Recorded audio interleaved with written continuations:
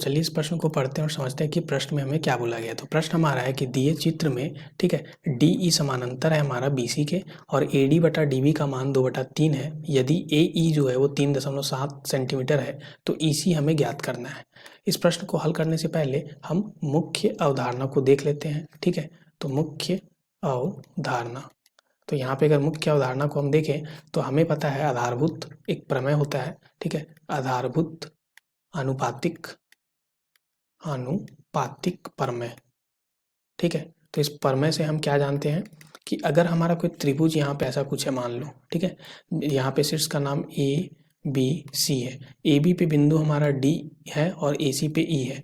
अगर हमें यहाँ पे दिया गया हो कि यदि हमारा DE समानांतर है BC के, तो हम आधारभूत अनुपातिक प्रमेय से बोलते हैं कि यहाँ पे हमारा जो AD बटा DB होगा वो हमारा AE बटा EC के होगा, ये हम बोलते हैं। अब इसी मुख्य अवधारणा का यहाँ पे प्रयोग करके इस प्रश्न को हल करते हैं। तो ABC एक हमारा त्रिभुज था जिसमें DE हमारा BC के समानांतर था यहाँ पे, ठीक है। तो यहाँ पे हम लिखते हैं त्रिभुज ABC में, ठीक है, त्रिभुज ABC में हम क्या लिखते हैं यहाँ पे कि जो हमारा DE है वो समानांतर है BC के, ठीक है।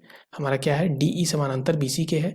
और हमें क्या दिया गया है, तो हमें दिया गया है, और दिया गया है क्या, तो ये हमें दिया गया था, ठीक है, इसलिए हम यहाँ पे लिखते हैं ये हमारा क्या था, ये हमारा दिया गया था, ठीक है।